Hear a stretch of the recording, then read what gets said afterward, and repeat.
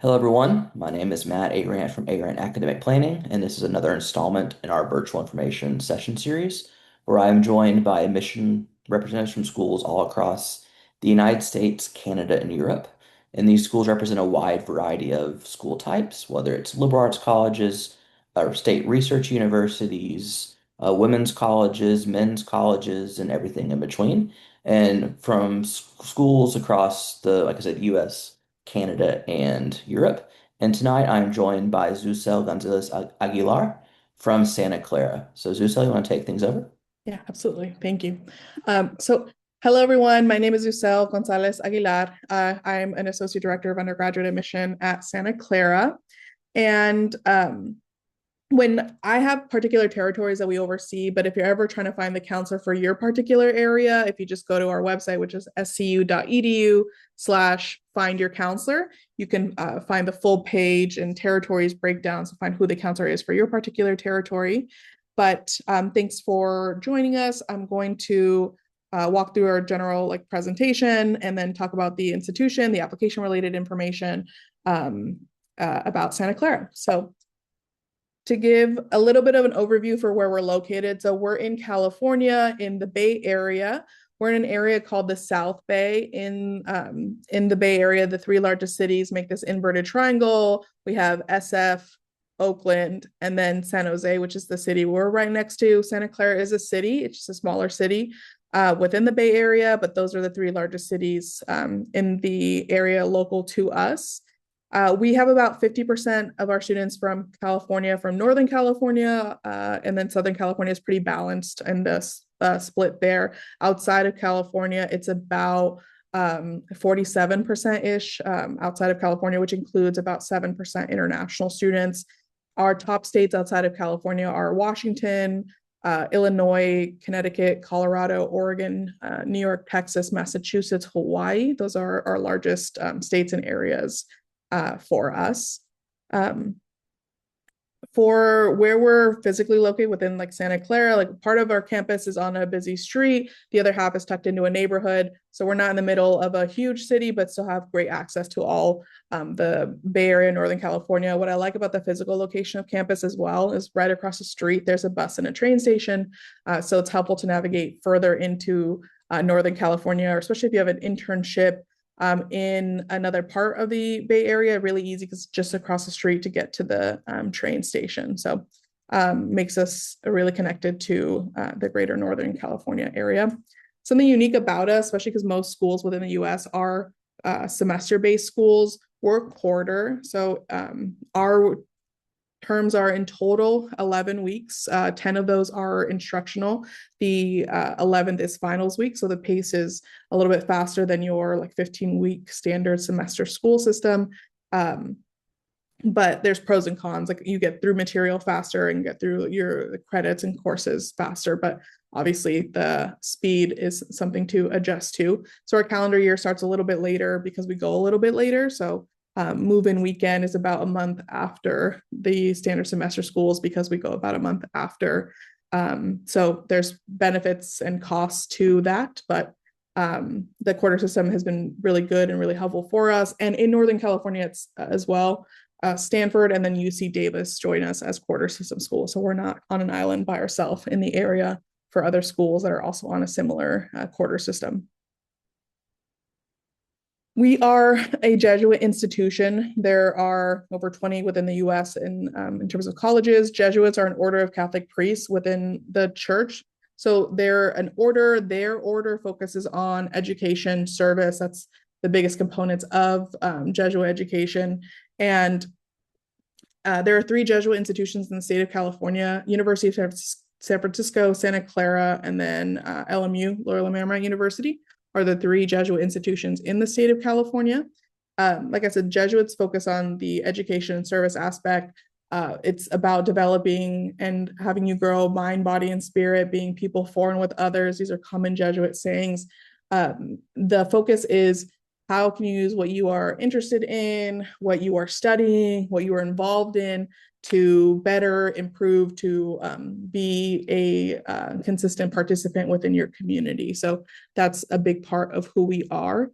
Normally, this is the slide I get questions on for Um, what requirements is it? What is the student experience like? So requirement wise, there are three religion classes in total, three in total, not per year. And they have themes, and each theme will have like 30 odd classes that you can select from in different subjects. So this could be in art, this could be in history, this could be science. Like they really vary in the subject, and then you select from there. Beyond that, we do have a mission and ministry office that plans different events for the different liturgical calendars for the different denominations all throughout the year. We have student faith-based groups and organizations.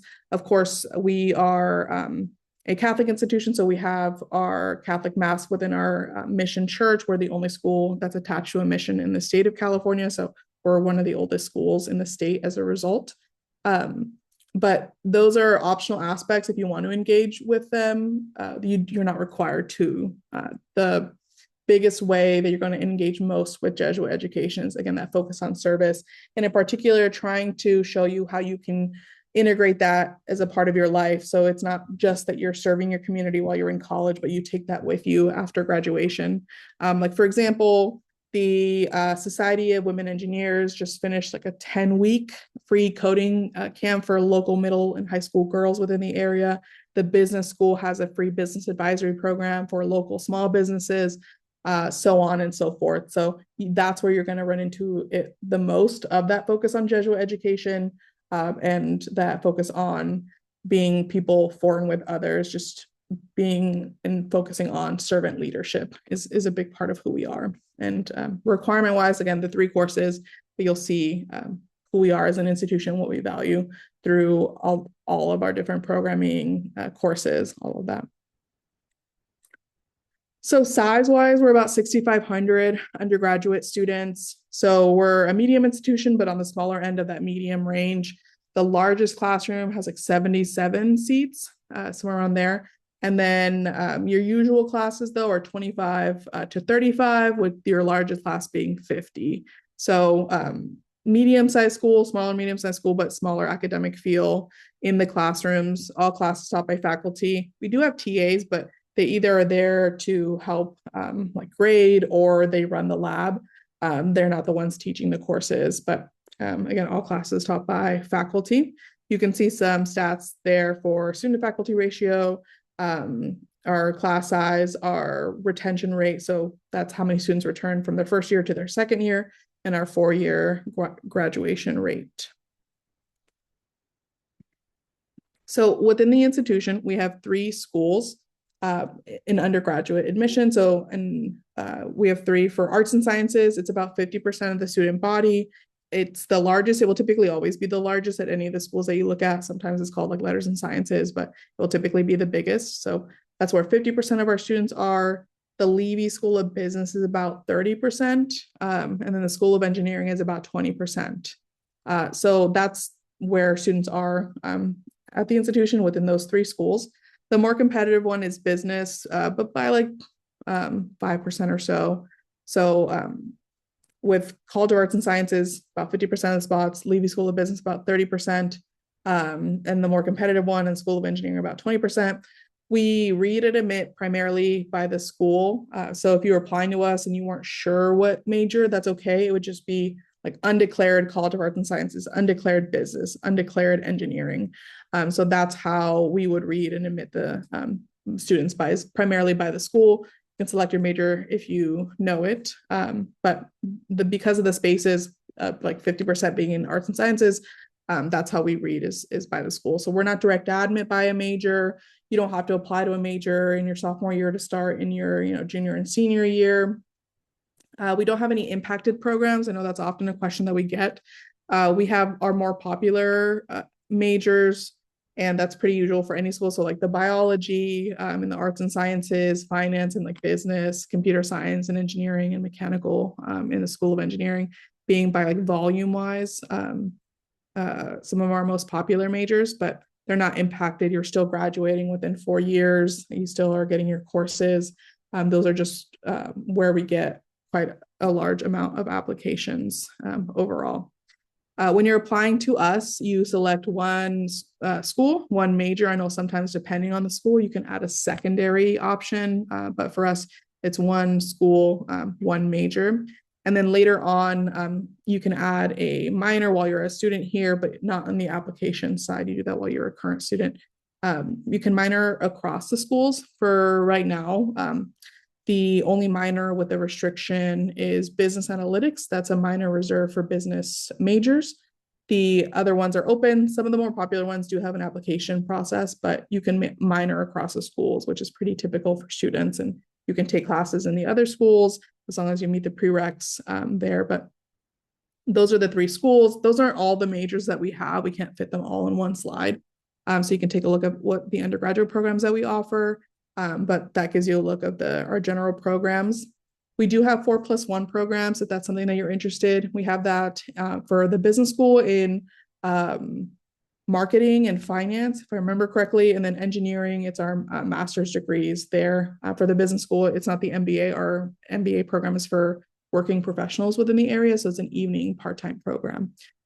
So those are our 4+1 programs in business and engineering. Something really exciting as well is we recently just announced that we'll be opening up a medical school in 2031. So construction will start really soon. And there's not word yet on whether there'll be like preferential admission for undergraduate students coming from Santa Clara into the medical school. But we're waiting to hear more information back from that. Obviously, that would be really wonderful and really helpful for a lot of students, but it's in partnership with Sutter Health. So coming in 2031. But those are, in general, our three schools, some programs, and information for that. In terms of the application process, so we're on the Common App. Obviously, at any institution, the academic part of the application is what's going to hold the most weight. So for the academic part, we're looking at your transcripts. So that will show us the difficulty of your curriculum. And then we look at an unweighted GPA. If you see any of our like brochures or website and you see GPAs, we look at an unweighted. We do that because not all schools offer AP. Some of them do IBs or dual enrollment or college in the high school, or they don't offer any, or the school has their own version. So that's why we look at an unweighted GPA first. And then we look at the difficulty of your curriculum for what your school in particular offers. So that's what we see from the transcript. For this upcoming year, so the students that just concluded their junior year and are now rising seniors, we are test optional. It's been on a year extension since COVID. So for those juniors and below, we're not sure yet.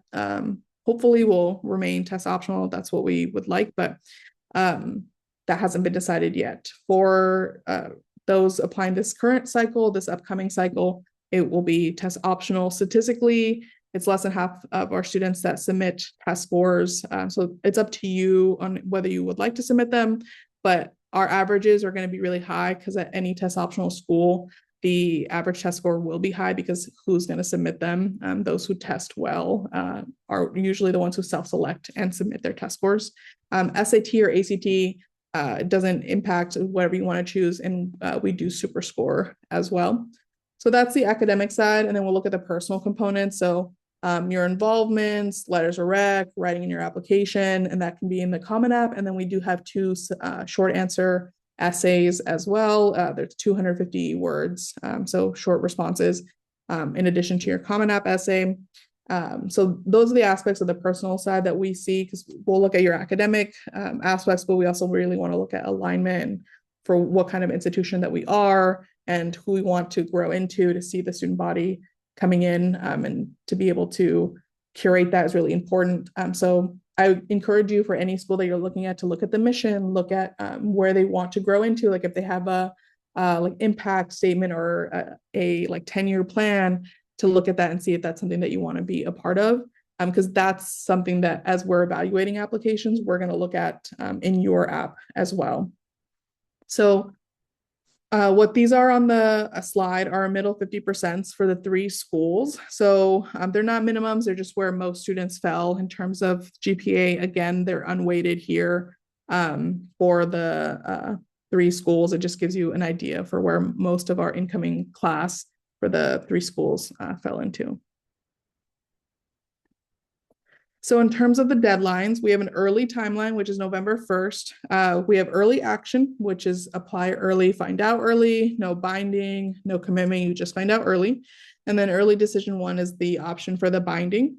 The deadline November 1st, but you'll get your applications before Christmas. So we try to give you a tight like turnaround and give you that response as quickly as we can. And then we have a later timeline, January 7th. So that's a regular decision, and then another option for a binding with early decision two, and then decisions will be released before the end of March. And then if you're looking to transfer, it just depends on when you want to start. A winter transfer is a January start because we're a quarter system school, and then fall is a rolling open timeline. So you'll see the two different deadlines there. For first year students, you're automatically considered for merit scholarship. You don't have to apply separately for it. It's competitive though. It's like 15% or so of students that receive merit scholarship. It's need blind. We don't need a FAFSA or CSS to look at it. We just look at it from the components of your application. So it's the academic part, of course, but we're also looking at letters of rec, writing, all of that. So that's why we don't have a like chart on our website that says like this GPA, this test score will give you this, because we are also looking at other factors within your application. And then for the any like need-based institutional funding, we're looking at FAFSA, and then the CSS profile, which is through College Board. If schools use it, they're usually private, but we do ask for both because it is helpful, especially for if like the Department of Ed gives us information a little bit later or something like that. That's why we use both for FAFSA and CSS profile. For any need-based institutional funding for any of our domestic students or Americans living abroad there. So that's the dates, deadlines, when you'll hear back, some information about merit scholarship, and then need-based and institutional aid. But I'll conclude there. And I would encourage, we are a school that looks at demonstrated interest as well. So if you can, join a virtual program or in-person program, those are things that we look at when we're considering in the application. If you want to know who your counselor is, that scu.edu/find your counselor will navigate you there. And you can see and contact and ask questions for who your counselor would be. So that's who travels to your area, who reads the applications from your area. And that can be really helpful as a school that does consider demonstrated interest. So I'll stop there and open it up to any potential questions. Yes, thank you. So the first question, you mentioned the medical school opening Mhm. up in a few years, right? And you said Mhm. there still hasn't been there's been discussions on how that impacts current undergrads at that time. Are Mhm. there also discussions in place for BSMD programs with the medical school, or is that just something that's going to happen in the next few years? So that's also one of our questions too, if they can do some kind of combined program with the medical school. So that's underneath discussion that hasn't yet been decided. The new like dean had or like interim dean that's going to guide the like academic development has like just started. So that's one of our questions for them. But we'd like for there to be some kind of additional partnership with that, because that would be very interesting, obviously, for students. Okay. And then you also showed the middle 50% ranges across Mm-hmm. the three different schools, right? Mm-hmm. Can you share with us what those test scores would look like typically across those three schools? So our average like ACT is around like a 31, 32, and then SAT is around like a 1450, which are high averages. But again, it's just a selective pool when not as many students submit those. Normally, it between the schools, it's mainly the sub scores that change the most, like with business and with engineering, the like math and science sub scores Mhm. will just get higher. So that's normally what we end up seeing. But usually, like a good middle 50 range for those who choose to submit is normally around 1300, 1350 to around like 1450, 1480. So around there would be where SAT wise, most students submit, and then 28 to like 32. Oftentimes it is a almost like a neutral point, because a strong academic student, like their GPA, their rigor also usually submits a strong test score.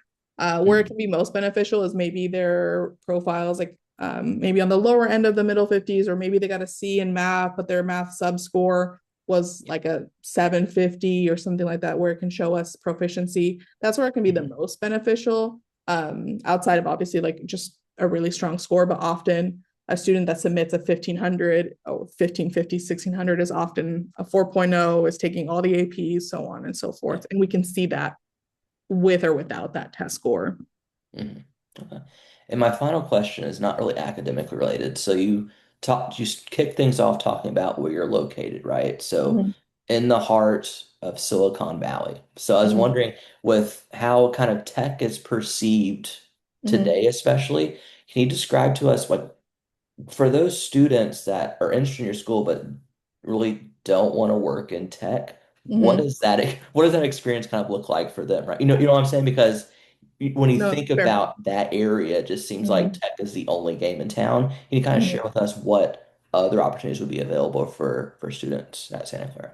Sure, absolutely. So, for students that are interested, for example, in like political science and working at the city, state, federal level, like Santa Clara, and their appointments to those higher level positions are quite strong. So the connections there, um, the those who are wanting to work in like the health sector, and Hmm. this partnership will be really cool to kind of expand that. But and the all the hospitals, all the research, all the R&D that happens within the Bay Area is quite huge across sectors. So pharmaceutical side, on the like mechanical engineering side, like Tesla's R&D, uh, Johnson and Johnson, so on and so forth, like within the area, the banking systems in San Francisco, in particular, for those interested in finance.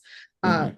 60% of venture capital wealth is in Silicon Valley itself. So, being able to understand that, like business finance, business development side, that the area being known as Silicon Valley, and understandably, like why students be like, well, if I don't want to do that, what other areas? But this is such a huge market for any kind of business to at least Yeah. have some kind of, if not a flagship, an office space. So, especially for students who are coming from further away, companies near them are more often they have some kind of space or like satellite office there where they can intern over the summer and then go back home and intern the next summer back home, so on and so forth with the different connections within the area. Good Okay. question. Yeah. So that's all I have right now. And you on the slides, you can see all different ways that folks can connect with you. So on behalf of Zucel and myself, thank you for joining us this Mhm. evening. Thank you so much. Appreciate it.